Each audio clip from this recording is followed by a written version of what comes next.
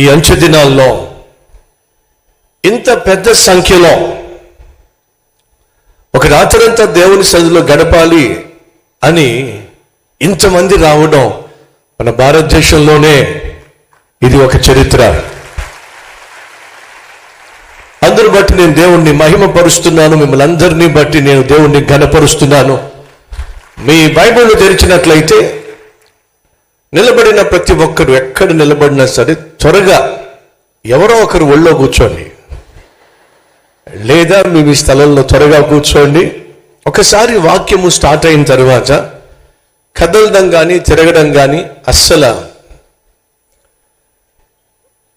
అది దేవుని యొక్క నామాన్ని గౌరవించటం కాదు. గనుక త్వరగా మేము ఈ కుర్చీల్లో సెటిల్ కావాల్సిందిగా కోరుతున్నాను. బెత్లెహేం హాల్ కూడా రెడీగా ఉంది, ఎందుకంటే మన మెయిన్ శాంక్చురీ ఫుల్ అయిపోయింది కనుక బెత్లెహేం హాల్లో కూర్చోబెట్టే ప్రయత్నం చేయాల్సిందిగా అక్కడ కూడా అన్ని ఏర్పాట్లు చేయటం జరిగింది. మీ బైబిల్ తెరవండి, లూకా సువార్త 13వ అధ్యాయం.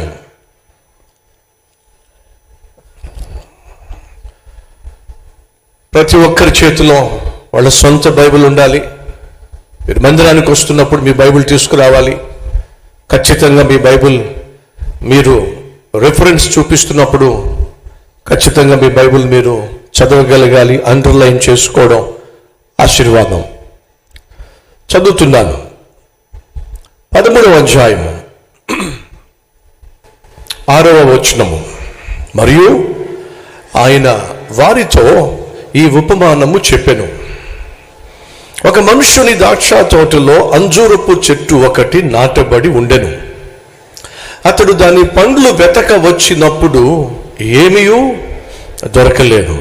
గనుక అతడు, ఇదిగో 3 ఏండ్ల నుండి నేను ఈ అంజూరపు చెట్టున పండ్లు వెతకుచున్నాను, కానీ ఏమీయూ దొరకలేదు.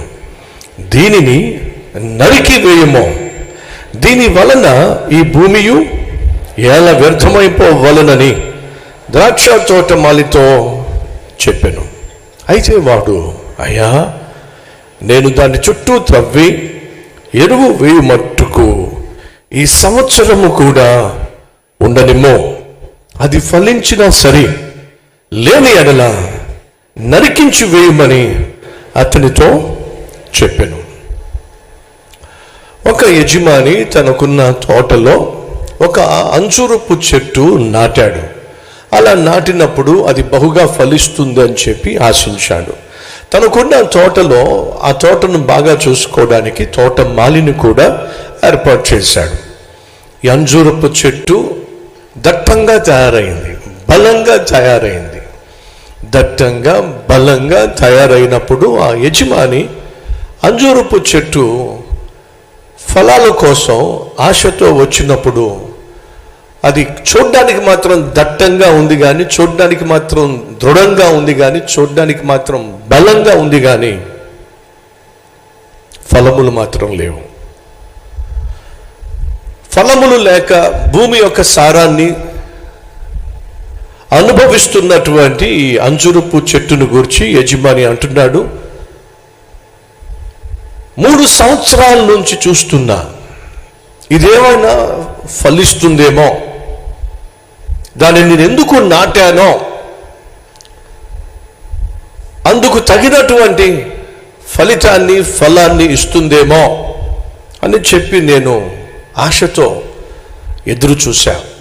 కానీ ఏ ఫలము తనలో కనిపించటం లేదు. కాబట్టి ఫలము లేని, ఫలితము లేని, ఫలభరితము కాని ఈ చెట్టును నేను ఎందుకు బ్రతకనివ్వాలి? కాబట్టి నరికేసేయ్ అన్నాడు. సహోదరి సహోదరులు, చివరి నెలకు వచ్చేసాం. ఇది చివరి ఆల్ నైట్ ప్రేయర్. ఎందుకు నేను చివరి దేవునితో ఒక రాత్రి అంటలేదు అంటే, మన జీవితంలో ఇది చివరి దేవునితో ఒక రాత్రి కావడానికి వీల్లేదు. కాబట్టి నేను ఇది ఆల్ నైట్ ప్రేయర్ అని కొత్తగా పిలుస్తున్నాను. కాబట్టి ఫ్రెండ్స్, జాగ్రత్తగా గమనించండి. దేవుడు మనలను తన మహాకృపతో, కనికరముతో, దయాదాక్షిణ్యముతో ఈరోజు ఈ విధంగా సజీవంగా ఉంచాడు. బయటికి మనం ఆరోగ్యంగా, అందంగా, అన్నీ ఉన్నట్టుగా, ఆత్మీయంగా బయటకు కనిపిస్తున్నాం. కానీ ప్రశ్న, లోపల ఫలిస్తున్నామా లేదా? ఫలించని ప్రతి చెట్టును దేవుడు ఏం చేస్తాడు? నరికేస్తాడు. ఒకవేళ ఈ సంవత్సరంలో దేవుడు ఆశించిన ఫలములు మనం కనపరచకపోతే దేవుడు మనకు నూతన సంవత్సరాన్ని ఇస్తాడంటారా? మీరే చెప్పాలి. ఇస్తాడా? ఇచ్చే ఛాన్స్ లేదు. మరి ఏం చేస్తాడు? ఇక చాలులే, నీకు ఇచ్చినటువంటి ఆయుష్ను అపవిత్రమైన వాటి కోసం ఉపయోగించావు, నీకు ఇచ్చిన ఆరోగ్యాన్ని అడ్డమైన వాటి కోసం పాడు చేసుకున్నావు, నీకు ఇచ్చిన అందాన్ని అపవిత్రమైన పనులు చేయడానికి ఉపయోగించావు.